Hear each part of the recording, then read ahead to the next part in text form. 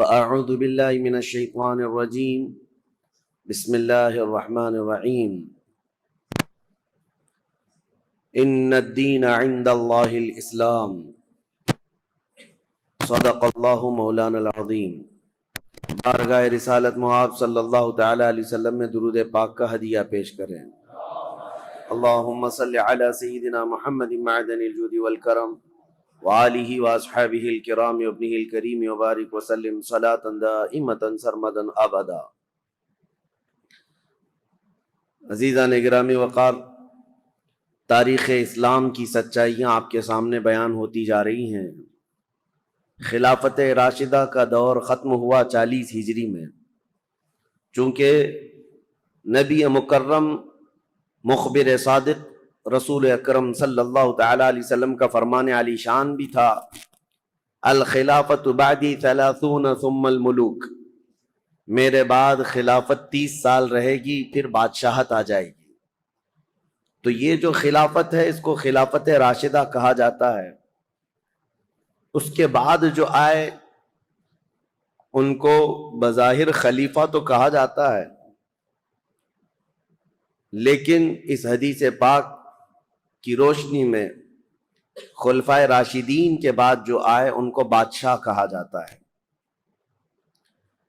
کیونکہ خلیفہ جو لفظ ہے یہ بہت ہی بامعنی لفظ ہے، اور خلافت جو جس کو زیب دیتی ہے اس کے اندر بہت سارے گر ہونی چاہیے، بہت سارے ہنر ہونے چاہیے، بہت سارے اخلاق حمیدہ ہونی چاہیے۔ خلافت راشدہ کا جو دور ہے 30 سال چلا، یہ اسلام کا سنہری دور ہے، بلکہ اس کو خلاصہ اسلام کہا جاتا ہے۔ یعنی خلفائے راشدین کا جو دور ہے، اسلام کی ترویج و اشاعت اور اس کا صحیح چہرہ لوگوں تک پوری دنیا میں پہنچانے میں یہ دور بڑا اہم کردار رکھتا ہے۔ پھر اسلام پھیلتا رہا، لیکن اس دور کی مثال نہیں مل سکتی۔ یہ چاروں خلفاء، سیدنا ابوبکر صدیق، سیدنا عمر ابن خطاب، سیدنا عثمان ابن عفان اور سیدنا علی بن ابی طالب رضوان اللہ تعالی علیہ مجمعین کے جو دور گزرے ہیں، لیکن اسلام کی یہ ترقیاں غیروں کو کب بھاتی، کب پسند آتی؟ رومیوں کو انہوں نے دھول چٹا دیا ہے، ایرانیوں کی سلطنت ختم ہو گئی ہے، افریقہ میں اسلام پہنچ چکا ہے، آرمینیا، آذربائیجان، رشیا کے قلب میں اسلام جا چکا ہے، دسیسہ کاریاں شروع ہو گئیں، فتنہ پردازیاں، فتنہ انگیزیاں۔ جو چھپے ہوئے لوگ تھے، بظاہر مسلمان تھے لیکن اندر سے وہ کافر تھے، ان منافقین نے اسلام کو نقصان پہنچانے کے لیے کوئی بھی حصہ چھوڑا نہیں۔ جیسے کہ میں نے 2 دن قبل بتایا تھا، سب سے پہلے فتنے کا بیج بونے والا جو شخص تھا عبداللہ بن سبا، یہودی تھا، اسلام میں آیا لیکن جماعتیں پیدا کر دیں۔ اب خلافت راشدہ ختم ہوتے ہوتے ہی مسلمانوں میں جماعتیں آ گئی تھیں، یعنی مولا علی کرم اللہ وجہ الکریم کا جو انتقال ہوا، آپ کی جو شہادت ہوئی، تقریباً 3 خلفاء کی شہادتیں ہوئی۔ حضرت عمر بھی شہید ہوئے، حضرت عثمان بھی شہید ہوئے، اور حضرت علی کرم اللہ وجہ الکریم یہ بھی شہید ہوئے۔ لیکن فرق یہ ہے کہ خلیفہ دوم حضرت عمر کی جو شہادت ہے وہ ایک غیر مسلم مجوسی کے ہاتھوں ہوئی، جو آگ کا پجاری تھا، اس کا اسلام سے لینا دینا نہیں تھا، اور اس نے اپنی ذاتی رنجش میں قتل کیا ہے۔ لیکن حضرت عثمان کا قتل مسلمانوں کی ایک باغی جماعت نے کیا، اور حضرت علی رضی اللہ تعالیٰ عنہ کا قتل بھی بظاہر مسلمان کہلانے والے تھے لیکن وہ کافر ہو چکے تھے، خارجی، لیکن نام کے وہ مسلمان ہی تھے، عبد الرحمن بن ملجم جس نے قتل کیا۔ تو اب یہاں سے آپ اندازہ کریں کہ مسلمانوں کے ہاتھ سے جب اتنے بڑے 2 خلیفہ قتل ہو گئے، شہید ہو گئے، تو پھر فتنہ پیدا ہو ہی چکا تھا، فتنہ عروج پر تھا۔ 2 جنگوں کا ذکر کل میں نے کیا تھا، ایک جنگ جمل اور ایک جنگ صفین۔ یہ جنگ جمل جو ہے، سیدہ عائشہ صدیقہ رضی اللہ تعالیٰ عنہا تشریف لائی تھی اس جنگ میں، اور پھر وہ صلح ہو گئی، واپس وہ چلی گئی، حضرت علی بھی گئے، لیکن غلط فہمی سے دونوں فوجوں میں لڑائیاں ہوئیں اور دونوں میں صحابہ بھی شہید ہوئے ہیں۔ اس جنگ کے بعد ایک اور جنگ ہوئی تھی جس کو جنگ صفین کہتے ہیں۔ یہ حضرت امیر معاویہ ملک شام سے نکلے تھے۔ چونکہ میں نے بتایا تھا آپ کو کہ حضرت عثمان غنی کے قتل کا بدلہ لینے کا سب سے زیادہ جو اعلان کر رہے تھے اس میں حضرت امیر معاویہ تھے، کیونکہ خاندان ایک ہی ہے، حضرت عثمان کا خاندان بھی اور حضرت امیر معاویہ کا خاندان بھی ایک ہی ہے۔ تو خون عثمان کا قصاص، بدلہ، اس نعرے سے وہ اٹھے تھے، اور اس کے بعد جنگ جمل کے بعد حضرت امیر معاویہ رضی اللہ تعالیٰ عنہ بھی فوج لے کر کے نکل پڑے تھے۔ حضرت علی کرم اللہ وجہ الکریم نے بہت ساری صلح کی کوششیں فرمائیں، خطوط لکھے، لیکن جواب میں صرف ایک ہی جواب آتا تھا کہ خون عثمان کا بدلہ چاہیے۔ یہاں تک کہ ایک بڑے صحابی ہیں جریر بن عبداللہ بجلی، یہ گئے اور حضرت امیر معاویہ سے انہوں نے کہا کیا آپ کو یہ نہیں معلوم کہ علی بن ابی طالب رسول اللہ صلی اللہ علیہ وسلم کی قرابت داروں میں سے، خاندان میں سے، اور صحابہ میں وہ افضل ترین ہیں، پھر آپ کس طرح سے ان کے لیے جنگ کا ارادہ کر کے نکلتے ہیں؟ کیا آپ یہ سمجھتے ہیں کہ علی بن ابی طالب نے عثمان کا قتل کیا ہے، عثمان بن عفان کا قتل کیا ہے؟ حضرت امیر معاویہ نے کہا نہ، میں ان کی فضیلت کا بھی قائل ہوں، وہ رسول اللہ صلی اللہ علیہ وسلم کے رشتہ دار بھی ہیں، یہ ساری چیزیں اپنی جگہ پر، لیکن حضرت امیر معاویہ کی ایک دلیل یہ تھی، کہتے ہیں ہاں یہ بھی میں سمجھتا ہوں کہ اگر علی بن ابی طالب نے عثمان بن عفان کا قتل نہیں بھی کیا ہے تو قاتلوں کو ہمارے حوالے کیوں نہیں کرتے؟ جنہوں نے قتل کیا ان کو ہمارے حوالے کریں۔ تو حضرت علی کرم اللہ وجہ الکریم کے پاس انہوں نے خط لا کر کے یہ دیا کہ امیر معاویہ تو یوں کہہ رہے ہیں۔ حضرت علی نے کہا مجھ سے وہ لوگ ایسی چیز کا مطالبہ کر رہے ہیں جو میرے ہاتھ میں ہے ہی نہیں۔ حضرت عثمان غنی کے قاتل کون ہیں یہ پتہ ہی نہیں ہے، تو کیسے ان کے حوالے کیا جائے؟ اگر میرے قابو میں ہوتے، میرے قبضے میں ہوتے، تو حضرت علی کہتے ہیں سب سے پہلے خون عثمان کا بدلہ لینے والا علی بن ابی طالب ہوتا، لیکن معاملات نہیں سلجھے، یہ حالات بڑھتے چلے گئے۔ پھر حضرت امیر معاویہ جو لشکر لے کر کے نکل پڑے، اور ان دونوں جماعتوں کی ایک جگہ پر جا کر آمنا سامنا ہو گیا، ان جماعتوں کا مقام نہروان کے قریب۔ حضرت امیر معاویہ کے ساتھ جو فوج تھی وہ بھی بہت ہزاروں کی تعداد میں، اور حضرت علی رضی اللہ تعالیٰ عنہ کے ساتھ جو فوج تھی وہ بھی ہزاروں کی تعداد میں۔ لیکن حیرت کی بات یہ ہے کہ کچھ جو دور اندیش تھے صحابہ تھے وہ لڑائی ہونے نہیں دے رہے تھے۔ دونوں فوجیں میدان میں پڑاؤ تو کر لیں، یہ جمادی الاول کا شروع کا مہینہ تھا، اور جمادی الاخر آ گیا، یعنی 2 مہینے تک فوجیں وہیں پر رہیں لیکن لڑائیاں نہیں آمنے سامنے۔ اور حتیٰ کہ حالات ایسے ہو گئے کہ ادھر کی فوج ادھر کے لوگوں میں آ جاتی تھی پانی لینے کے لیے، ادھر کے لوگ ادھر جاتے تھے پانی لینے کے لیے، تو دوستی بھی ہو گئی 2 مہینے میں۔ اور اس کے بعد رجب کا مہینہ شروع ہوا تو حرمت والا مہینہ، اس میں جنگ حرام ہے، تو جنگ بندی ہو گئی۔ 3 مہینے ایسے ہی گزر گئے، دونوں فوجیں میدان میں پڑاؤ ڈالی رہیں۔ پھر اس کے بعد حضرت علی رضی اللہ تعالیٰ عنہ اور حضرت امیر معاویہ رضی اللہ تعالیٰ عنہ دونوں کے درمیان یہ خط و کتابت بھی چلتے رہے، صلح کی باتیں بھی چلتی رہیں، لیکن جیسے کہ میں نے کہا سبائی فتنہ یہاں پر بھی موجود تھا دونوں جماعتوں میں، اور دونوں جماعتوں کو جنگ پر بھڑکانے کے لیے شرانگیز دونوں جگہ موجود تھے، بھڑکاتے رہتے تھے۔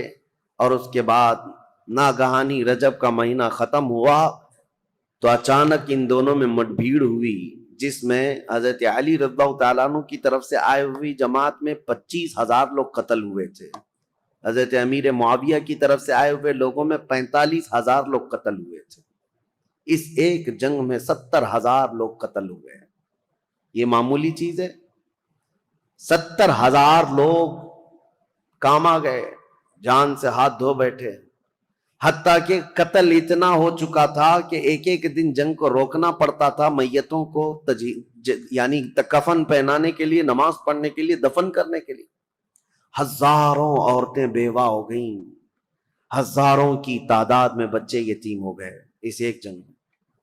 پھر حضرت امیر معاویہ نے سمجھ لیا، کیونکہ شامی فوج جو ہے اب کمزور پڑ گئی تھی جو حضرت امیر معاویہ کے ساتھ آئی تھی، اور حضرت علی کے ساتھ جو فوج لڑ رہی تھی وہ عراقی فوج تھی، کیونکہ حضرت علی کا دارالخلافہ کوفہ تھا جو عراق میں ہے. عراقی فوج اور شامی فوج دونوں میں لڑائیاں ہیں، اور حجاز کے لوگ یعنی مدینہ، مکہ، یہاں کے سب لوگ حضرت علی کرم اللہ وجہہ الکریم کے ساتھ تھے.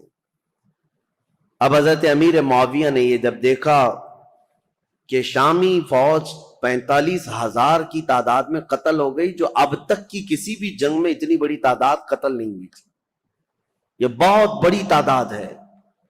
تو انہوں نے پھر یہ اپنی فوج میں تقریر کرنا شروع کیا کہ اگر شامی فوج اس طرح سے ماری جانے لگ جائے تو پھر جو ہم نے علاقے فتح کیے تھے رومن امپائر سے، وہ تو رومی، فوجی، عیسائی سب پھر سے ملک شام پر حملہ کریں گے، ہمارے علاقے حاصل کر لیں گے.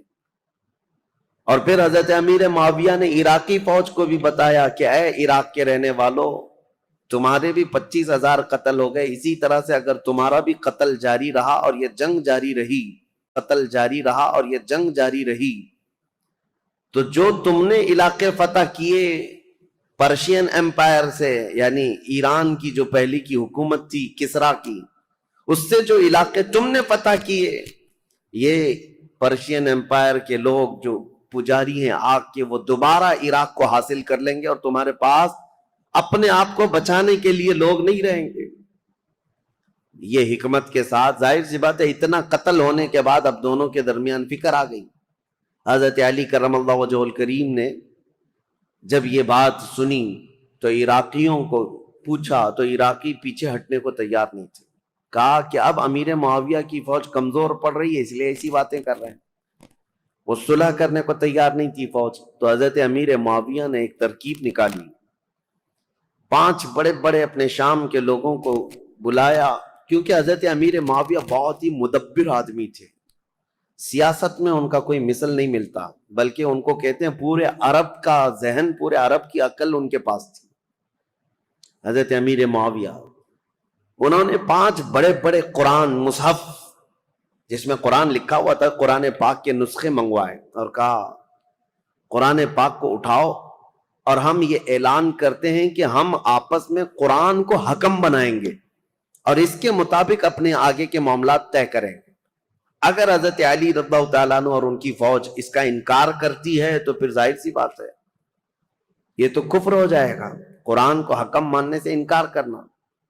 تو حضرت امیر معاویہ کی یہ ترکیب تھی، 5 بڑے بڑے قرآن اٹھا کر کے وہ لائے اور پیچھے اور بھی سینکڑوں لوگ قرآن سر پہ اٹھا کر کے لے آئے اور اعلان کیا عراقی فوج کے سامنے، حضرت علی کے سامنے، کہ یہ ہم لوگ جنگ بندی چاہتے ہیں اور قرآن جو ہے اس کو ہم حکم بنانا چاہتے ہیں اور اس کے مطابق ہم آگے کام کریں. حضرت علی اگر انکار کرتے تو ان کی فوج میں ہی لوگ آپ کی باغی ہو جاتے ہیں کہ آپ نے تو قرآن کا انکار کر دیا. تو حضرت علی رضی اللہ تعالیٰ عنہ یہ سیاست سمجھ گئے. آپ نے فرمایا ہم نے جو جنگ کی ہے وہ اسی لیے کہ تم قرآن کے پابند بن جاؤ، اسی لیے تو ہم تلوار اٹھائے، اور آج اگر آپ کو یہ بات لگ رہی ہے کہ قرآن کو حکم بنایا جائے تو اس کے سب سے پہلے پیروکار ہم ہوں گے. پھر دونوں کی جانب سے یہ بات طے پائی کہ ایک ایک صحابی کو حکم بنایا جائے اور قرآن اور حدیث رسول کے مطابق وہ فیصلہ کرے. تو حضرت امیر معاویہ نے اپنے مشیر خاص، یعنی ان کے بہت قریبی تھے، عمرو بن عاص رضی اللہ تعالیٰ، صحابی ہیں جنہوں نے مصر فتح کیا، وہ حضرت امیر معاویہ کے قریبی تھے. حضرت امیر معاویہ نے ان کو حکم بنا دیا. حضرت علی رضی اللہ تعالیٰ عنہ کی طرف سے حضرت ابو موسیٰ اشعری، یہ نہایت سادہ دل تھے اور ہر ایک کے متعلق عفو درگزر کا معاملہ اپنے اندر رکھتے تھے، جیسے اپنے لیے سوچتے تھے ایسی دوسرے کے لیے بھی خیال رکھتے تھے. حالانکہ ابو موسیٰ اشعری رضی اللہ تعالیٰ عنہ یہ کوفہ کے گورنر رہے ہیں، مدبر رہے، ذہین رہے ہیں، لیکن حضرت علی ان کے حکم بنانے کے حمایت میں نہیں تھے، لیکن لوگوں کی زور زبردستی پر ان کو حکم بنایا گیا۔ مسئلہ تاریخ کا ہے، اس لیے میں آپ کو بتا رہا ہوں، پھر اسی لیے میں تاریخ دہراتا ہوں کہ کوئی ڈھکوسلا بازی کرتے ہوئے تمہیں پھر گمراہ نہ کر دے۔ حقیقت کیا ہوئی اور کیا ہوا تھا یہ جاننا آپ کے لیے ایک بار ضروری ہے۔ دونوں نے حکم بنایا۔ حضرت عمرو بن عاص یہ ہمیشہ اپنے تدبر اور تفکر کو کام میں لاتے، اور جب بھی حضرت ابو موسیٰ اشعری آتے تو ان کا نہایت شاندار استقبال اور تعظیم و تکریم کرتے اور کہتے، ابو موسیٰ اشعری آپ مجھ سے رتبے میں بڑے ہیں، آپ رسول اللہ کے صحابی ہیں، آپ سے پہلے میں ہو ہی نہیں سکتا۔ تو حضرت ابو موسیٰ اشعری پر یہ دباؤ ہمیشہ رہتا تھا، اور دونوں کو اب صلح نامے پر دستخط کروانی تھی، یا جو بھی دونوں لوگ فیصلہ لیتے اس پر عمل کرنا تھا دونوں جماعتوں کو۔ دونوں نے وعدہ کر لیا تھا، دستخطیں ہو گئی تھی۔ اب یہ دونوں صحابہ کو ٹائم دیا گیا، رمضان شروع ہونے سے پہلے تک آپ اپنا حکم نامہ یا جو آپ کا فیصلہ ہے وہ سنا دیں۔ ایک جگہ بھی منتخب کر لی گئی، اس جگہ پر جا کر کے اپنا فیصلہ سنائیں گے۔ اب دونوں آپس میں بیٹھ کر کے جو باتیں کرتے ہیں، حضرت ابو موسیٰ اشعری اور حضرت عمرو بن عاص، دونوں میں بہت لمبی گفتگو ہوئی ہے۔ اب وہ ضروریات میں سے نہیں ہے جس کو بیان کرنا، کیونکہ حضرت ابو موسیٰ اشعری یہ پوچھتے تھے عمرو بن عاص سے، آپ کس اعتبار سے امیر معاویہ کو خلافت کا حقدار سمجھتے ہیں، جبکہ ابھی حضرت علی بن ابی طالب ہمارے درمیان موجود ہیں اور رسول اللہ کے داماد ہیں، ان کی فضیلتیں آپ سے چھپی ہوئی نہیں ہے۔ حضرت عمرو بن عاص نے بھی اسی طرح کی گفتگو کی۔ بہرحال اس پوری گفتگو کا جو خلاصہ نکلا وہ میں بتاتا ہوں۔ حضرت عمرو بن عاص کہتے تھے ہمیشہ کہ آپ پہلے بتائیں آپ چاہتے کیا ہیں۔ حضرت ابو موسیٰ اشعری نے کہا، اب میں یہ چاہتا ہوں کہ مسلمانوں کو اس فتنہ انگیزی سے اور یہ روز روز کی جنگ سے نکالنے کے لیے یہ اعلان کر دوں کہ اب حضرت علی بھی خلیفہ نہیں ہے، امیر معاویہ بھی خلیفہ نہیں ہے، یہ معاملہ اب جیسے صدیق اکبر کے زمانے میں مسلمانوں کے حوالے تھا، وہ جس کو چاہیں خلیفہ منتخب کریں۔ رسول اللہ صلی اللہ تعالی علیہ وسلم کی وفات کے بعد جو حالات ہوئے تھے، میں یہ چاہتا ہوں کہ مسلمانوں کے حوالے یہ کر دیا جائے اور پھر سے وہ منتخب کریں۔ حضرت عمرو بن عاص نے کہا، بالکل آپ صحیح سوچتے ہیں۔ حضرت عمرو بن عاص بھی اسی خیال کے حامی رہے، لیکن بہرحال دونوں حکم تھے، دونوں صحابی تھے۔ بات یہاں تک آئی، جس دن یہ اعلان ہونا تھا حضرت ابو موسیٰ اشعری اور حضرت عمرو بن عاص کی طرف سے، یہ تاریخ ہے میرے عزیزوں، حجاز کے، مکہ مکرمہ، مدینہ طیبہ کے اکثر بڑے بڑے صحابہ بھی یہ فیصلہ سننے کے لیے آئے تھے کہ آج ہوگا کیا، کہ مسلمانوں کے درمیان جاری جنگ کو ختم کرنے جا رہے ہیں دو حکم صحابہ۔ تو دونوں کو الگ الگ اختیارات تھے، آپ جو کہیں گے اس پر عمل ہوگا، لیکن قرآن اور حدیث کے مطابق۔ تو حضرت عمرو بن عاص نے یہ کہا کہ پہلے میں نہیں سناؤں گا، اپنا فیصلہ پہلے ابو موسیٰ اشعری سنائے۔ حضرت ابو موسیٰ اشعری کو کھڑا کیا گیا، تو انہوں نے اپنا فیصلہ سنا دیا کہ میں نے یہ ارادہ کیا ہے کہ مسلمانوں کو جنگوں میں مبتلا کرنے سے بہتر ہے کہ یہ خلافت سے دونوں معزول ہو جائیں، دستبردار ہو جائیں۔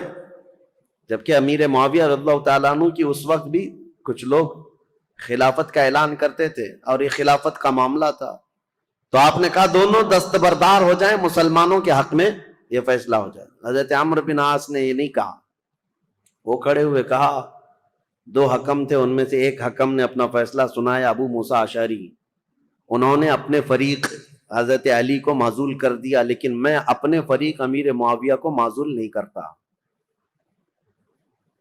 تو یہ ہمارا فیصلہ ہے۔ اس بات پر بہت بڑا ہنگامہ ہوا۔ پھر بات یہاں کو پہنچی کہ ان دونوں حکموں کی بات تسلیم کی جانی تھی، لیکن شامی الگ باغی ہو گئے، عراقی الگ باغی ہو گئے۔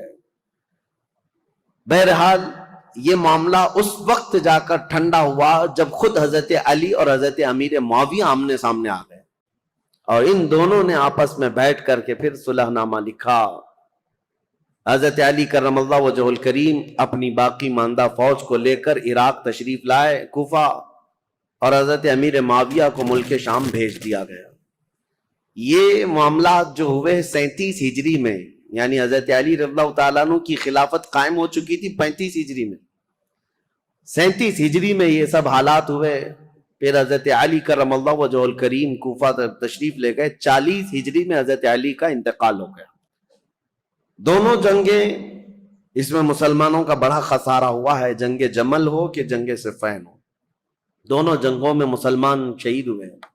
لیکن جانتے ہو ان جنگوں کے بارے میں تمہارا موقف کیا ہے، ہمارا موقف کیا ہے، شیعہ لوگوں کا موقف کیا ہے؟ یہ اپنی جگہ پر. خود مولا علی کرم اللہ وجہ الکریم کا موقف کیا ہے یہ ہم دیکھتے ہیں. جنگ صفین میں جو قتل ہو کر کے گرے ہوئی تھی لاشیں، جنگ کے بعد حضرت علی رضی اللہ تعالیٰ عنہ میدان سے گزرتے، یہ بھی حدیث موجود ہے، روایت موجود ہے، ابن عساکر کی روایت. حضرت علی رضی اللہ تعالیٰ عنہ میدان سے گزرتے تھے اور جب اپنی فوج کے جو مقتول تھے، شہید تھے، ان کو دیکھتے اور کہتے یہ جنتی لوگ ہیں جو شہید ہو گئے. اور پھر ادھر کی جماعت کے جو لوگ قتل ہوئے تھے ان کی لاشوں کے پاس جاتے، حضرت علی کہتے یہ جو جتنے قتل ہوئے جنتی لوگ ہیں. میرے عزیزو، دونوں کے متعلق یہ بات کہنا، یہ آپ کو سمجھنا چاہیے کہ جس امام کے سامنے یہ معاملات درپیش تھے انہوں نے خود کہا کہ دونوں طرف مسلمان ہیں، اور جو تلواریں اٹھی ہیں وہ غلط فہمی کی وجہ سے اٹھی ہیں یا کسی فتین کی فتنہ انگیزی کی وجہ سے اٹھی ہیں، ان کی اجتہادی خطا ہے. لیکن بعد کے آنے والے اکابر علماء اور اکابر ائمہ کرام جتنے بھی ہیں، سبوں نے یہی کہا ہے جنگ میں دونوں طرف صحابہ تھے لیکن حق پر علی بن ابی طالب تھے، سیدنا مولا علی کرم اللہ وجہ الکریم تھے. خیر، 40 ہجری میں جب آپ کا انتقال ہوا تو اب خلافت کا مسئلہ پھر سے آ گیا. میں نے آپ کو شروع سے بتایا ہے تاریخ اسلام میں خلافت کا انتخاب، خلیفہ کا انتخاب، یہ بہت اہم مسئلہ ہوتا ہے. اس وقت بڑی جنگ ہو سکتی ہے، اس جنگ کو ختم کرنا، ارے میاں یہاں چھوٹے الیکشن میں جنگیں ہو جاتی ہیں. وہ خلیفہ اسلام کا انتخاب اور بہت اہم ذمہ داری ہوتی ہے. تو حضرت علی رضی اللہ تعالیٰ عنہ کے انتقال کے بعد جتنے کوفہ کے لوگ تھے، مولا علی کرم اللہ وجہ الکریم کے جتنے حمایتی لوگ تھے، اور مدینہ مکہ مکرمہ میں جتنے لوگ مولا علی کرم اللہ وجہ الکریم کے لوگ ان کی جماعت کے، ان کے حامیان میں سے تھے، سبوں نے یہ اعلان کیا کہ حضرت علی کے بڑے بیٹے حسن، امام حسن مجتبیٰ کو خلافت پر فائز کیا جائے. حضرت امام حسن کو لوگوں نے بٹھا دیا کرسی خلافت پر اور سب ان کے ہاتھوں پر بیعت کرنے لگے. حضرت امام حسن مجتبیٰ رضی اللہ تعالیٰ عنہ نے بیعت بھی لی. یہ 5ویں خلیفہ ہیں، تاریخ ہے 5ویں خلیفہ ہیں، اور خلافت راشدہ کا جو 30 سال کا پیریڈ ہے اس کے اندر ہی ہیں. ابھی 6 مہینے باقی ہیں خلافت راشدہ کے 30 سال حضور نے فرمایا نا. یہ سارے 29 سال ہوئے تھے حضرت ابو بکر صدیق سے لے کر حضرت علی تک. جب حضرت علی کا انتقال ہوا 29.5 سال ہوئے تھے. اور اسی کے بعد حضرت امام حسن نے بھی اعلان کیا، اور ادھر ملک شام میں دمشق میں حضرت امیر معاویہ نے اپنی خلافت کا اعلان کیا. اور شام کے جتنے لوگ تھے وہ سب کے سب حضرت امیر معاویہ کے ہاتھ پر بیعت کر لی. اب یہ خلافت کا تنازع، یعنی بیک وقت 2 خلیفہ کا اعلان، یہ سب سے پہلے خلافت راشدہ کے بعد ہوا. حضرت علی کے زمانے میں کبھی بھی حضرت امیر معاویہ نے اپنے خلیفہ ہونے کا اعلان نہیں کیا. یہ کہتے رہے کہ خلافت کے حقدار ہم بھی ہیں، لیکن خلیفہ ہونے کا عام اعلان کبھی نہیں کیا. اور حضرت علی کے انتقال کے بعد بیک وقت 2 خلیفہ کا اعلان. اہل مدینہ جتنے تھے وہ سب حضرت امام حسن کے ہاتھ پر بیعت کیے. اہل مکہ جتنے تھے وہ امام حسن کے ہاتھ پر بیعت کیے. اہل عراق جتنے تھے وہ امام حسن کے ہاتھ پر بیعت کیے. اب سیدنا امام حسن کی خلافت کا دور ہے تو ظاہر سی بات ہے میرے عزیزوں، کچھ باتیں امام حسن مجتبیٰ کی سننا بھی ضروری ہے. رسول اللہ صلی اللہ تعالی علیہ وسلم کے یہ وہ عظیم نواسے ہیں جن کو خود رسول اللہ میں اپنا بیٹا کہتے تھے، اور مدینے میں موجود صحابہ کہتے ہیں رسول کریم صلی اللہ تعالی علیہ وسلم سے سب سے زیادہ ملتی جلتی شکل اگر کسی کی تھی تو امام حسن مجتبیٰ کی تھی۔ ان کے چہرے پاک کو دیکھتے لوگ تو حضرت امام حسن مجتبیٰ رضی اللہ تعالیٰ عنہ کو، حضور کو یاد کرتے تھے۔ اور امام حسن کی فضیلت کیا تھی؟ یہ نبی پاک صلی اللہ تعالیٰ علیہ وسلم کے وہ محبوبوں میں سے ہیں، دونوں شہزادے حسن و حسین رضی اللہ تعالیٰ عنہما۔ حضرت ابو ہریرہ رضی اللہ تعالیٰ عنہ ان حدیثوں کے راوی ہیں جنہوں نے مدینہ طیبہ میں خود اپنی آنکھوں سے دیکھا ہے حضور اکرم صلی اللہ تعالیٰ علیہ وسلم کس قدر ان دونوں شہزادوں سے پیار کرتے، یہاں تک کہ ایک مرتبہ امام حسن کو اور امام حسین کو، یا صرف امام حسن کندھے پر سوار کر کے حضور مدینے میں چل رہے تھے، کسی صحابی نے دیکھ کر کے حضرت امام حسن کی طرف دیکھ کر کہا شہزادے کتنی اچھی سواری پایا ہے، کونین کا آقا و مولا سید الانبیاء جس کے دوش پر تو سواری کر رہا ہے۔ نبی پاک صلی اللہ تعالیٰ علیہ وسلم نے اس صحابی سے فرمایا تم نے صرف سواری دیکھا، یہ بھی تو دیکھو سوار بھی کتنا اچھا ہے، سوار بھی کتنا اچھا ہے۔ نبی کریم صلی اللہ تعالیٰ علیہ وسلم ان شہزادگان سے بے حد محبت کرتے تھے، یہاں تک ارشاد ہے حدیث میں ہما ریحانتی فی الجنہ ہما ریحانتی فی الدنیا، حضور صلی اللہ تعالیٰ علیہ وسلم نے فرمایا کہ یہ دونوں شہزادے میرے لیے دنیا میں جنت کے دو پھولوں کی طرح، اسی لیے حضور ان کی گردنوں کو سونگھتے تھے اور ان کے چہروں کو جب بوسہ لیتے تھے تو آپ ان کو سونگھا کرتے۔ صحابہ یہی کہتے کہ آپ ان بچوں کو سونگھتے ہیں، چومنے کا بوسہ دینے کا رواج تو ہے، سونگھنے کا کیا ہے؟ نبی کریم صلی اللہ تعالیٰ علیہ وسلم یہ فرماتے یہ جنت کے دو حسین پھول ہیں، اور ان کے نام عرب میں بالکل نیو نام تھے، بالکل جدید، اس سے پہلے حسن نام بھی عربوں میں نہیں پایا جاتا تھا، حسین نام بھی نہیں پایا جاتا تھا۔ صحابہ کہتے ہیں اللہ تعالیٰ نے یہ دونوں نام بچائے رکھے، محفوظ رکھے، اور رسول اللہ کے نواسوں کے سب سے پہلے نام رکھے گئے حسن اور حسین۔ سیدنا امام حسن اور حسین ان کی فضیلتیں کیا بیان کی جائیں۔ اب چونکہ امام حسن کی خلافت کا دور ہے تو ان کے بچپن کے حالات، نبی کریم صلی اللہ تعالیٰ علیہ وسلم کی آغوش تربیت میں انہوں نے پروان چڑھی پایا ہے، تو اس سے بہتر اور کیا چیز بیان کی جائے جن کو نبی کریم صلی اللہ تعالیٰ علیہ وسلم نے اپنے ہاتھوں سے کھلایا ہو، اپنے ہاتھوں سے سلایا ہو، اپنے ہاتھوں سے پہنایا ہو، اور جب حضور نماز میں چلے جائیں تو یہ بچے حضور پر سوار ہو جائیں۔ اس قدر حسین اور خوش نما ماحول میں انہوں نے تربیت پائی ہے مدینہ طیبہ میں۔ نبی کریم صلی اللہ تعالیٰ علیہ وسلم کی آغوش محبت میں پروان چڑھنے والے یہ جوانوں کی فضیلتیں بیان سے باہر ہیں۔ حضور نے فرمایا میرے یہ دونوں بچے جنتی جوانوں کے سردار ہیں، اور حضور اکرم صلی اللہ تعالیٰ علیہ وسلم نے خاص امام حسن کے لیے جو ایک بات فرمائی، چونکہ خلافت امام حسن کی بات چل رہی ہے۔ ایک بار رسول پاک صلی اللہ علیہ وسلم خطبہ دے رہے تھے ممبر پر کھڑے تھے، تو امام حسن ایک پاؤں کو پکڑے ہوئے تھے حضور صلی اللہ علیہ وسلم کی، حضور کے قدم مبارک کو پکڑے ہوئے تھے۔ جب حضور ممبر پر خطبہ دے رہے، نبی کریم صلی اللہ تعالیٰ علیہ وسلم نے خطبہ دیتے دیتے لوگوں کو یہ ارشاد فرمائے لوگوں اس بچے کو پہچانو، ایک دور آئے گا میرا یہ بچہ سردار ہوگا اور میری امت کی دو بڑی جماعتوں میں صلح کر آئے گا۔ حضور صلی اللہ تعالیٰ علیہ وسلم کا فرمان کب؟ جب امام حسن کی عمر بہت چھوٹی سی تھی، بچپن میں رسول پاک صلی اللہ تعالیٰ علیہ وسلم کا قدم پاک پکڑ کر بیٹھے ہوں خطبے کے دوران، اس وقت رسول اللہ نے یہ بشارت دی تھی کہ میرا یہ بیٹا سردار ہوگا اور دو بڑی جماعتوں میں صلح کرائے گا۔ بہرحال فضیلتیں بیان سے باہر ہیں، آپ نہایت ہی متقی پرہیزگار، یہاں تک کہ صحابہ اور تابعین نے کہا ہے، امام حسن بصری اور دیگر تابعین سے یہ روایت ہے کہ امام حسن بصری سے زندگی بھر میں کسی نے سخت جملہ نہیں سنا۔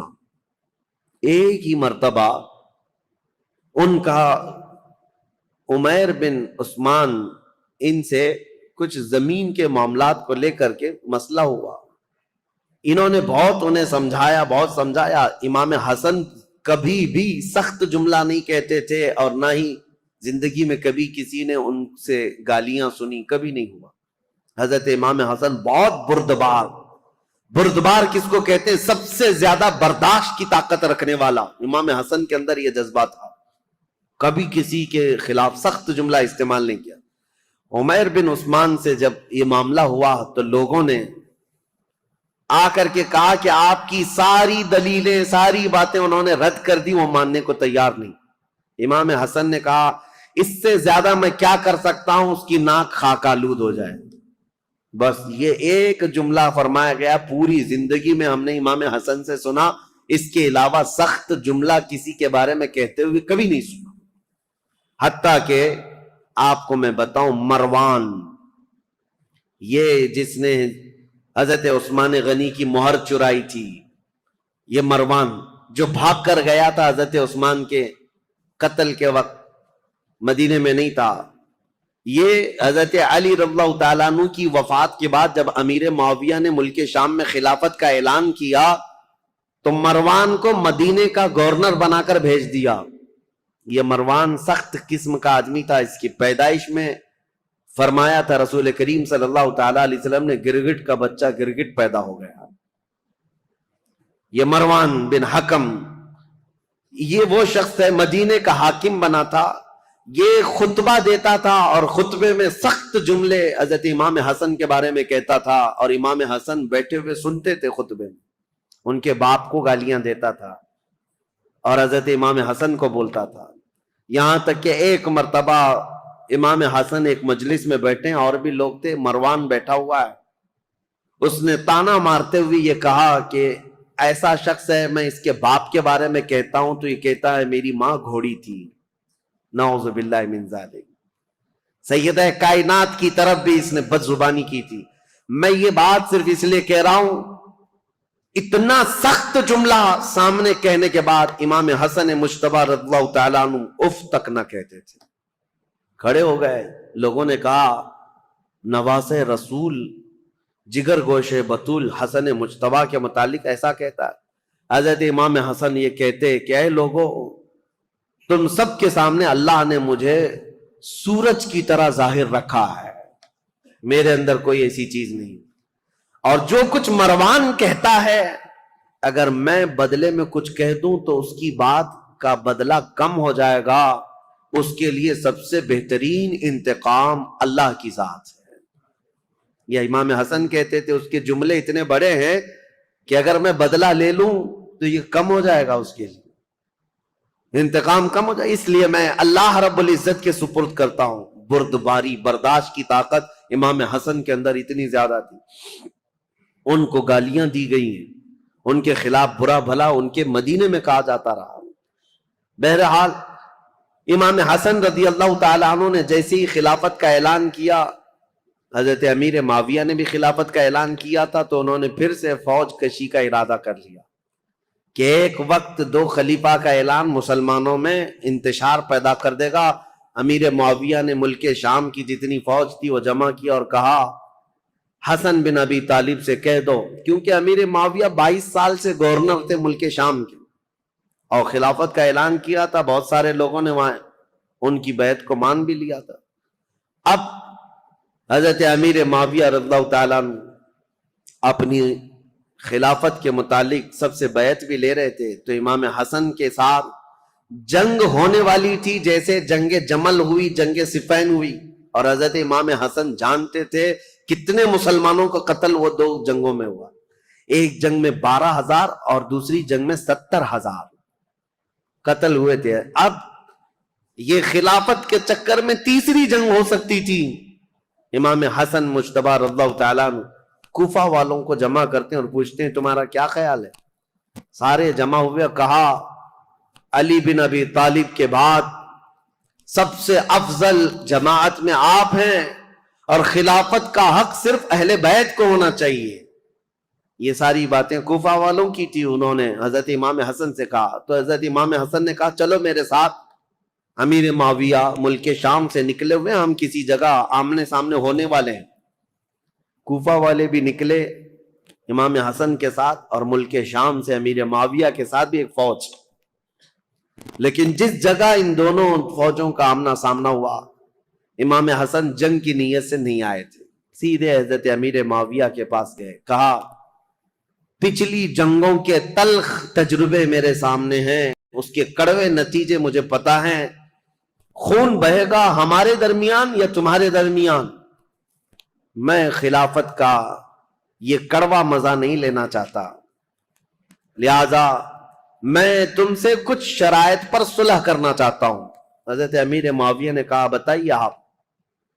وہ حضور صلی اللہ تعالیٰ علیہ وسلم کے نواسے ہیں، حضرت علی کے بیٹے ہیں. امیر معاویہ ایسا نہیں ہے کہ ان کی بے حرمتی کرتے تھے یا توہین کرتے تھے، نہیں، عزت بھی کرتے تھے. خلافت کا معاملہ ہے. تو حضرت امام حسن نے صلح نامہ لکھوایا، شرائط لکھوائے.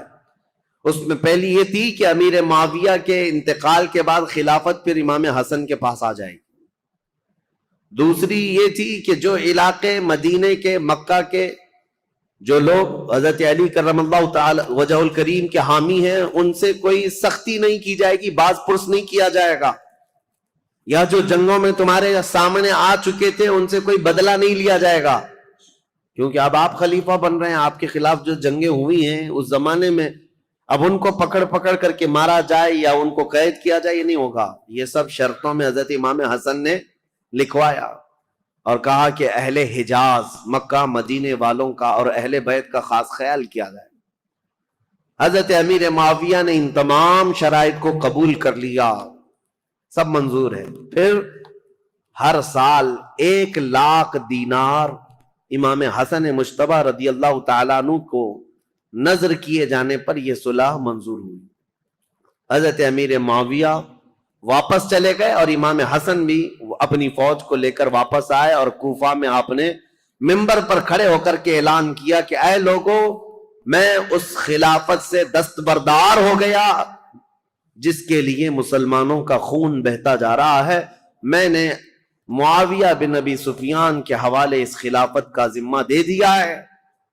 یہ اعلان کرنے کے بعد اب پورے خطہ اسلام میں ایک ہی خلیفہ تھا، وہ امیر معاویہ کی ذات. امام حسن 6 مہینے تک خلیفہ رہے اور 6 مہینے کے بعد دستبردار ہو گئے. اس اعتبار سے خلفائے راشدین میں حضرت امام حسن کا بھی نام آتا ہے. وہ 6 مہینے جو بچے تھے وہ خلافت راشدہ کے، اس میں امام حسن نے خلافت کی. لیکن ظاہر سی بات ہے، کچھ لوگ چڑھاتے ہیں، کچھ لوگ اتارتے ہیں، یہ ہر زمانے میں رہتے ہیں. حضرت حسن کے بہت سارے لوگ مخالف ہو گئے کوفہ میں ہی. کہا ہم تو آپ کے لیے جان لٹانے والے تھے، ہم تو آپ کے لیے گردنیں لٹانے والے تھے، آپ نے تو جا کر اس سے صلح کر لی، ہم آپ کی صلح کو نہیں مانتے، آپ کو خلیفہ ہونا چاہیے تھا. زور زبردستی. حضرت امام حسن نے کہا میں نے خلافت کے سارے دور دیکھے ہیں، صدیق اکبر سے لے کر میرے باپ علی بن ابی طالب تک جو معاملات ہوتے رہے، لیکن اب وہ زمانہ نہیں رہا جس میں اکابر صحابہ تھے، بدر میں شریک، احد میں شریک، فتح مکہ میں. وہ صحابہ کی تعداد کم ہو گئی ہے. اے لوگوں، اب خلافت نہیں، اب ملوکیت آ گئی، اب بادشاہت آ گئی ہے، اور میں نہیں چاہتا کہ یہ بادشاہت کا دھبا آل رسول کے دامن میں بھی آئے. یہ حضرت امام حسن کا اعلان تھا. وہ بادشاہت کا داغ نہیں لینا چاہتے تھے، کیونکہ دنیا بات کو یہ نہ کہے کہ رسول اللہ کے شہزادے خلافت راشدہ کے بعد پھر بادشاہ بن گئے. نہیں، میرے آقا صلی اللہ تعالی علیہ وسلم جن شہزادوں کو چوما کرتے تھے ان شہزادوں نے خلافت کو یوں دے دیا. حضرت امیر معاویہ کے جانے کے بعد میرے عزیزو، یہ ایک ایسی عظیم صلح تھی پورے اسلامی تاریخ میں جس نے بہت بڑی جنگ کا ناکہ بند کر دیا تھا. ختم ہو گئی، جنگیں ختم ہو گئی.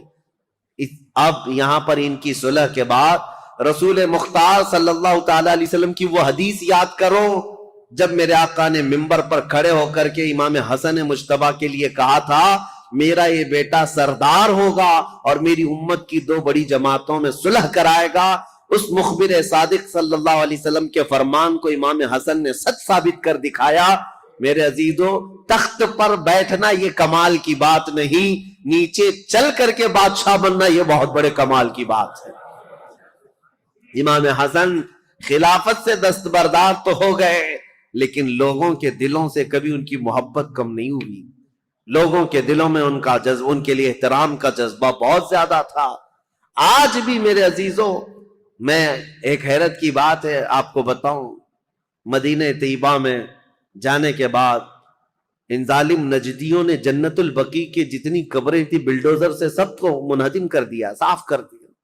پہلے سب کی قبریں تھی، سیدہ کائنات فاطمہ الزہرا کی، سیدنا امام حسن کی وہیں پر مدینہ طیبہ میں، اور امام باقر، امام زین العابدین یہ وہاں پر ہیں، اور کئی ازواج، ساری ازواج مطہرات حضور کی 2 بیویوں کو چھوڑ کر، اور حضور صلی اللہ تعالی علیہ وسلم کے کثیر صحابہ، عثمان ابن عفان، سب وہاں جنت البقیع میں سب کو بلڈوزر سے ختم کر دیا. لیکن آج بھی جاؤ مدینہ طیبہ، صبح شام حاضریاں تو ہوتی ہیں، دروازہ کھلتا ہے، ایک نہیں ہزاروں کی تعداد میں سارے مومنین جاتے ہیں، جنت البقیع جاتے ہیں، ڈھونڈتے رہتے ہیں آج بھی. اور قبریں نہ بھی ملے تو انہیں ان صحابہ کو اور ان اکابر کو یاد کر کے روتے ہیں اور دعائیں کرتے ہیں اور واپس آتے ہیں. میں پوچھنا چاہتا ہوں، قبروں کو منہدم کر دینے کے بعد پورے کروڑوں مسلمانوں میں سے کسی کے بھی دل میں سیدہ فاطمہ الزہرا کی عظمت کم ہوئی؟ کیا امام حسن مجتبی کی قبر کو ڈھا دینے کے بعد ان کی عظمت کسی کے سینے میں کم ہوئی؟ ان ظالموں کو یہ خبر نہیں، ان کے مقامات و مراتب صرف قبروں سے نہیں ہے. اللہ جسے مقام دیتا ہے وہ صبح قیامت تک عطا کرتا ہے. یہ ہمارے دلوں میں ان کی عظمت ہے. سیدنا امام حسن مجتبی رضی اللہ تعالیٰ عنہ نے خلافت امیر معاویہ کے حوالے کر دیا. چونکہ ہمارا موضوع جو چل رہا ہے وہ تاریخ اسلام ہے، تو تاریخ کو لے کر کے چلنا ہے مجھے کربلا تک. کربلا کے واقعات کیسے پیش آئے اب آپ کا ذہن بن گیا ہوگا. جب حضرت عثمان کے زمانے سے اتنے معاملات چل رہے تھے تو پھر کربلا آنے تک کے معاملات کیا کیا ہوئے ہوں گے. اب آپ کا ذہن خود ہی فیصلہ کرے گا کیا کیا ہوئے ہوں گے. ٹھیک ہے، حضرت امیر معاویہ آ گئے، والی شام ہی نہیں بلکہ پوری خلافت اسلامیہ کے آپ امیر بن گئے. اب ظاہر سی بات ہے امیر معاویہ 40 ہجری میں خلیفہ بنے تو ان کا زمانہ خلافت جو ہے 60 سال تک رہا ہے، یعنی تقریباً 60 ہجری تک رہا ہے. 20 سال آپ نے خلافت کی ہے. تو اب ان کی بھی کچھ سیرت آپ کے سامنے رکھنا ضروری ہے. کون ہے امیر معاویہ؟ کون ہے یہ جو اب 20 سال خلافت کیا؟ خلفائے راشدین کے بعد سب سے لمبا دور ان کو ملا ہے، اور 22 سال پہلے گورنر رہے. کل 42 سال انہوں نے ملک شام کی رسی پکڑی ہے، باغ ڈور سنبھالا ہے. تو 42 سال تک مسلمانوں پر حکمرانی کرنے والے یہ امیر معاویہ کون ہیں؟ ان کی تاریخ بھی ضروری ہے. لیکن ان کی تاریخ سے پہلے میں امام حسن مجتبی رضی اللہ تعالیٰ عنہ کی خلافت کا دور تو ختم ہوا لیکن آپ کی زندگی پاک موجود تھی. 3 سال تک اور بھی آپ رہے خلافت ختم ہونے کے بعد بھی. اور اس کے بعد حضرت امام حسن کوفہ میں نہیں مدینہ طیبہ میں رہنے لگ گئے. مدینہ طیبہ میں ایک آپ کی عادتیں ہیں، آپ کی خصلتیں بہت ساری اہم ہیں. اس میں تو ایک چیز یہ آپ کثرت سے آپ نے شادیاں کی ہیں اور طلاق بھی دی ہیں. اس کی ایک وجہ یہ بتائی جاتی تھی کہ لوگ حضرت علی جو ہے اعلان کرتے بھی تھے ممبر پر کہ اے لوگوں، کوفہ کے لوگوں، میرے بیٹے حسن کو اپنی بیٹیاں مت دینا، یہ طلاق دے دیتا ہے. اس کے باوجود لوگ قبیلہ در قبیلہ آ کر کہتے ہم تو اپنی بیٹیاں دیں گے. وجہ یہ ہے کہ لوگ اپنی بیٹیوں کا رشتہ رسول اللہ کے خاندان سے جوڑنا چاہتے تھے کہ نسبت حاصل ہو جائے. اور حضرت امام حسن مجتبی رضی اللہ تعالیٰ عنہ نے صرف نسبت دینے کے لیے شادیاں فرمائیں. اخیر زمانے میں جب آپ مدینہ طیبہ میں تھے تو سیدنا حسن ابن علی بن ابی طالب رضی اللہ تعالیٰ عنہ کو زہر دیا گیا. پہلے آپ کو دودھ میں کوئی زہر دیا گیا، اور یہ تاریخ میں آپ کو بتاؤں جیسے ہی آپ کو زہر دیا گیا رات کو ایسا تڑپتے تھے پوری، اور آپ کو جب بے چینی ہوتی، بے قراری ہوتی تو حکیم کو نہیں بلاتے تھے، دوڑ کر کے روضہ رسول کے پاس آتے تھے. نبی کریم صلی اللہ تعالی علیہ وسلم کے روزے کو پکڑ کر کے لپٹ جاتے تھے، اور تھوڑی دیر کے بعد حضرت امام حسن کے منہ سے وہ زہر نکل جاتا یا قے ہو جاتی، اور آپ کو آرام مل جاتا اور آپ اچھے۔ ایک بار ہوا، 2 بار ہوا، دوسری مرتبہ بھی زہر دیا گیا۔ اب اس کے بعد پھر آپ روزے رسول پر آتے تھے اور اللہ کے حبیب صلی اللہ تعالی علیہ وسلم سے استغاثہ کرتے۔ لوگ آج ہم سے یہ سوال کرتے ہیں کہ حضور کے انتقال کے بعد، وفات کے بعد مانگنا حرام ہے؟ ان کے نواسے زہر پینے کے بعد خود رسول اللہ کی بارگاہ میں حاضر ہوتے اور شفا کی امید سے جاتے کہ اگر میرے مصطفیٰ دعا کر دیں تو اللہ تعالیٰ شفا عطا فرمائے گا۔ اور یہی حسن مجتبیٰ کا عقیدہ ہے جو بریلی کے امام نے دیا تھا۔ کیا ہے؟ بریلی کے امام نے یہ ہمیں بتایا تھا، شافی و نافی ہو تم، وافی و کافی ہو تم، درد کو کر دو دوا تم پہ کروڑوں درود۔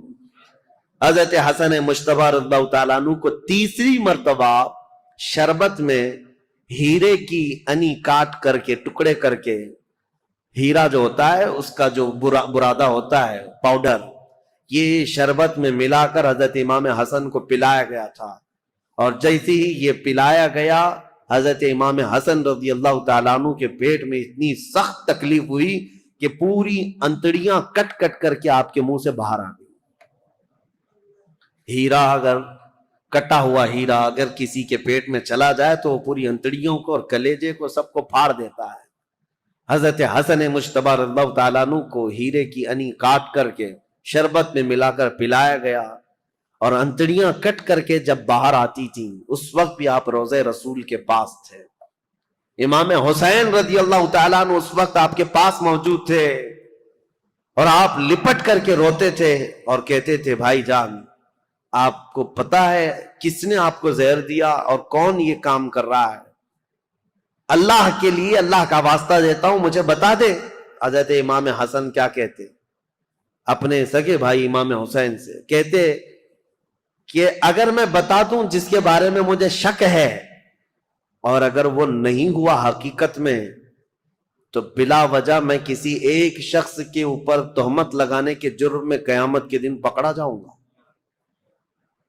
اور اگر وہی شخص ہے جس نے مجھے زہر دیا ہے میرے کہنے کے بعد، اگر وہی شخص ہے تو اس کو تو تم قتل کر ڈالو گے، اور شک میں ایک آدمی کا قتل ہمیشہ سر پر بوجھ رہتا ہے، اس لیے میں یہ معاملہ اللہ کے حوالے کرتا ہوں۔ بہت سارے لوگوں نے، شیعہ لوگوں نے تو روایتیں ہی بیان کی ان کی بیوی نے زہر دیا تھا۔ بہرحال روایتیں الگ الگ لائی گئی ہیں، لیکن صحیح روایت سے ثابت نہیں۔ امام حسن نے کبھی یہ نہیں کہا کس نے زہر دیا، یہاں تک کہ اپنے بھائی امام حسین رضی اللہ تعالیٰ عنہ کو کئی وصیتیں انہوں نے فرمائی، اور ایک وصیت امام حسن کی یہ تھی، سنیے بڑی دردناک بات ہے۔ اپنے انتقال سے پہلے اپنے بھائی امام حسین سے کہا، میرے چھوٹے بھائی میری ایک خواہش ہے، میرا جب انتقال ہو تو ماں عائشہ صدیقہ کے پاس جائیں اور ان سے اجازت لیں، ان کے حجرے میں جہاں رسول اللہ صلی اللہ تعالی علیہ وسلم دفن ہے، حسن کو بھی جگہ دے دی جائے، میں وہیں دفن ہونا چاہتا ہوں، اور اگر اس مسئلے میں کوئی اختلاف ہو جائے یا کوئی تعرض کرے یا کوئی معاملہ پیش آنے لگ جائے تو پھر تمہارے لیے وصیت ہے کہ میری ماں کے قدموں میں جنت البقیع میں دفن کر دیا جائے۔ امام حسین کو یہ جب وصیت کی، حضرت ابو ہریرہ بھی وہاں تھے۔ انتقال ہو گیا، آپ کی جنازہ پڑھی گئی، فرمایا گیا کہ اس دن پورے مدینے میں آپ کے جنازے پر اتنی بھیڑ تھی کہ اگر اوپر سے سوئی گرائی جاتی تو زمین پر نہیں گرتی، اتنے لوگوں کا مجمع تھا، پورا مدینہ بھر گیا تھا، بے اختیار لوگوں کی چیخیں نکلی تھی مدینہ طیبہ میں، کیونکہ امام حسن کو مدینہ طیبہ میں بچپن سے لوگوں نے دیکھا تھا۔ اب حضرت امام حسین سیدہ عائشہ صدیقہ کے گھر آئے، ام المومنین اس وقت باحیات تھیں، سیدہ عائشہ صدیقہ رضی اللہ تعالیٰ عنہ سے آ کر کے کہا کہ میرے بھائی کی یہ خواہش تھی کہ رسول اللہ صلی اللہ تعالیٰ علیہ وسلم کے حجرے میں دفن ہو جائیں۔ حضرت عائشہ صدیقہ نے اجازت دے دی، میری طرف سے اجازت ہے، جاؤ، رسول اللہ صلی اللہ علیہ وسلم ان سے بے حد پیار کرتے تھے، بہت محبت کرتے تھے، اگر وہ رسول اللہ کے پہلو میں رہیں گے تو یہ ان کا حق ہے۔ امام حسن کے لیے ماں عائشہ صدیقہ نے اجازت دے دی، اور جب امام حسین آئے تو مدینے کا جو گورنر تھا مروان، جس کو گورنری دی گئی تھی، والی مدینہ بنا تھا، حاکم تھا، یہ آیا اور تلوار نکال کر کھڑا ہو گیا، کہا کہ جب یہاں پر عثمان بن عفان نہیں دفن ہوئے تو پھر میں علی کے بیٹے کو بھی یہاں دفن ہونے نہیں دے سکتا۔ تلوار نکل گئے۔ حضرت امام حسین نے بھی تلوار نکالی تھی اس وقت کہ نہیں، طاقت کے زور پر ہی صحیح میرے بھائی حسن کا یہ حق ہے، وہ رسول اللہ کے قدموں میں دفن ہوں گے۔ لیکن جب یہ جنگ ہونے جیسی نوبت آئی، حضرت امیر معاویہ، حضرت ابو ہریرہ رضی اللہ تعالیٰ عنہ جو کثرت سے رسول اللہ کی حدیثوں کے راوی ہیں، وہ اس وقت امام حسین کے پاس آئے اور کہا، پہلے تو انہوں نے مروان کو اتنی ڈانٹ لگائی اور کہا تو ظلم کی تلوار اپنے ہاتھ میں پکڑا ہے، تجھے پتا ہے کس کے متعلق یہ بات کی جا رہی ہے؟ رسول اللہ کے نواسے ہیں، جن کے گھر سے پوری دنیا میں شریعت نکلی ہے، جن کے گھر بے اجازت جبرائیل نہیں آتے تھے، تجھے پتا ہے؟ اور اس کے بعد جب وہ سر پھرا شخص مروان جنگ پر آمادہ تھا تو حضرت ابو ہریرہ نے امام حسین کو یہ سمجھایا، کہا کیا آپ کو اپنے بڑے بھائی کی یہ وصیت یاد نہیں؟ امام حسن نے یہ بھی وصیت کی تھی کہ اگر میرے جنازے پر اختلاف ہوا، کسی نے تعرض کیا تو زور زبردستی اور طاقت کا استعمال نہ کرنا، میری ماں کے قدموں میں جنت البقیع میں دفن کرنا۔ امام حسین کو جیسی انہوں نے یہ وصیت یاد دلائی، حضرت امام حسین پیچھے ہٹ گئے، اور پھر امام حسن کا جنازہ مبارکہ جنت البقیع میں لایا گیا، اور سیدہ فاطمہ الزہرا رضی اللہ تعالی عنہا کے قدموں میں حضرت امام حسن ہمیشہ کے لیے دفن ہو گئے۔ یہ تاریخ رسول کریم صلی اللہ تعالی علیہ وسلم کے ایک شہزادے کی ہے۔ اب دور تھا امیر معاویہ کا، 40 ہجری کے بعد جو دور ہوا ہے، امیر معاویہ یہ ابو سفیان کے بیٹے ہیں۔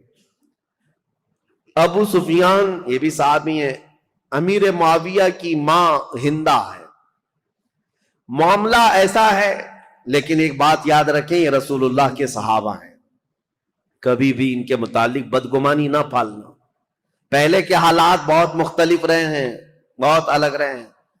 یہ ابو سفیان وہی ہیں جو جنگ بدر میں رسول اللہ کے مقابل میں آئے تھے، پورا مکہ لے کر کے، اور جنگ احد میں بھی حضور کے مقابل میں رہے، جنگ خندق میں بھی مقابل میں رہے، کئی جنگوں میں حضور صلی اللہ تعالی علیہ وسلم کے آمنے سامنے آئے۔ اس وقت امیر معاویہ بھی ان کے ساتھ ہی رہے، لیکن یہ پورا گھرانہ امیر معاویہ سے لے کر ابو سفیان اور ہندہ سارے لوگ جس دن مکہ فتح ہوا 7 ہجری، اس دن رسول اللہ صلی اللہ علیہ وسلم کے دامن سے وابستہ ہوئے، ایمان لائے۔ اس سے پہلے ایمان لائے ہوئے نہیں تھے، لیکن حضور کا یہ فرمان ہمیشہ یاد رکھنا، میرے آقا نے منبر پر کھڑے ہو کر کے اعلان فرمایا ہے، جو اسلام لاتا ہے، اسلام لانا اس سے پہلے کے سارے کاموں کو ختم کر دیتا ہے۔ کفر کیا، شرک کیا، گناہ کیا، جو کچھ بھی کیا تھا، لیکن اسلام لانے کے بعد پہلی والی چیزوں کا مواخذہ نہیں کیا جائے گا۔ اسلام ساری چیزوں کو مٹا دیتا ہے جو اسلام لاتا ہے، یہ فرمان ہمیشہ یاد رکھیں۔ تو صحابہ کو ان کے پرانے واقعات یاد دلا کر کے کبھی تان و تشنی کا نشانہ نہیں بنانا۔ بہت سارے ایسے چور آج آئے ہوئے ہیں سوشل میڈیا پہ، یہ خود ذلیل لوگ ہیں، جو ان صحابہ کی بات آتی ہے تو یہ کہتے ہیں کہ یہ لوگ تو دشمنان اسلام میں تھے، ڈر کر کے اسلام لائے تھے، مکہ جب فتح ہوا تو ان کے پاس کوئی چارہ ہی نہیں تھا، اس لیے اسلام لائے۔ ظالموں، تمہیں کیا خبر کون کس لیے اسلام لایا؟ ایک بات میں آپ کو بتاؤں، حضرت اسامہ بن زید رسول اللہ صلی اللہ علیہ وسلم کے بہت چہیتے صحابی ہیں، حضرت زید بن حارثہ کے بیٹے اسامہ بن زید، یہ اکثر رسول اللہ کے گھر میں بے تکلف آیا جایا کرتے تھے۔ ایک جنگ میں رسول اللہ نے انہیں بھیجا تھا، کفار و مشرکین سے مقابلہ کرتے کرتے پہاڑیوں سے کچھ لوگ اتر رہے تھے، حضرت اسامہ کے ہاتھ ایک آدمی آ گیا اور حضرت اسامہ نے اس پر تلوار تان لی، سامنے والے نے پڑھا لا الہ الا اللہ محمد رسول اللہ، اس کے باوجود اسامہ بن زید نے اس کو قتل کر دیا۔ کہا ابھی میرے ہاتھ میں آیا ہے اور کلمہ پڑھ رہا ہے۔ تلوار اٹھایا ہوں، یہ دیکھ کر کلمہ پڑھ رہا ہے. لیکن جو صحابہ تھے ان کو یہ بات بری لگی. حضور صلی اللہ تعالی علیہ وسلم کے پاس آئے اور اس مسئلے کو رکھا. کہا یا رسول اللہ صلی اللہ علیہ وسلم، آپ کا فرمان تو ہے کہ جب کوئی کلمہ طیبہ پڑھتا ہو تو اس کے خلاف تلوار نہیں اٹھا سکتے، لیکن اسامہ بن زید نے آج ایک ایسے شخص کو قتل کر دیا جو کلمہ پڑھ رہا تھا سامنے. اسامہ بن زید کو حضور نے بلایا. یہ صحیح حدیث پاک ہے، مسلم شریف میں بھی ہے. نبی کریم صلی اللہ تعالی علیہ وسلم نے پوچھا ہے اسامہ کیا تم نے ایسا کیا ہے؟ اسامہ بن زید نے کہا یا رسول اللہ وہ تو ڈر کے مارے کلمہ پڑھ رہا تھا، میں نے جب تلوار اٹھائی تب وہ کلمہ پڑھ رہا تھا. حضور اتنے جلال میں آئے اور کھڑے ہو گئے اور کہا اے اسامہ، کیا تو نے اس کا دل چیر کر کے دیکھا تھا کہ وہ ڈر کر کے پڑھ رہا تھا کہ اللہ کے لیے پڑھ رہا تھا؟ زندگی بھر حضرت اسامہ بن زید کو اس بات کی شرمندگی تھی، قلق تھا، ملال تھا. یاد رکھو میرے عزیزو، جب اتنی بات کے لیے رسول کریم صلی اللہ تعالی علیہ وسلم نے ڈانٹ لگائی تھی، تو پھر آپ یہ جو سوشل میڈیا میں بھونکتے ہیں کہ امیر معاویہ، ابو سفیان، ہندا، یہ سب تو ڈر کر کے اسلام لائے تھے، فتح مکہ کے دن ان کے پاس کوئی چارہ نہیں تھا، تو کس کے بارے میں بتاؤ گے؟ اگر پرانے واقعات نکالو گے تو ابو جہل کے بیٹے اکرمہ رضی اللہ تعالیٰ عنہ یہ بھی ایمان لائے ہیں، صحابی ہیں، باپ ابو جہل ہے. اور اگر اسی طرح پرانے معاملات لاؤ گے تو خالد بن ولید کے بارے میں کیا کہو گے، جنہوں نے مسلمانوں کی جیتی ہوئی جنگ کا پانسا پلٹ دیا تھا احد کے میدان میں. جنگ احد جو ہو رہی تھی اس میں مسلمان غالب آ گئے تھے، کفار و مشرکین کے دانت کھٹے کر کے ان کو بھگا دیا تھا، لیکن خالد بن ولید نے 200 لشکریوں کو پیچھے سے لا کر کے ایسا حملہ کیا تھا صحابہ پر جب یہ ایمان لائے ہوئے نہیں تھے، اور ایسا حملہ کیا تھا کہ 70 مسلمان شہید ہوئے ہیں جنگ احد میں. وہ خالد بن ولید نے پوری جنگ کا پانسا پلٹ دیا تھا.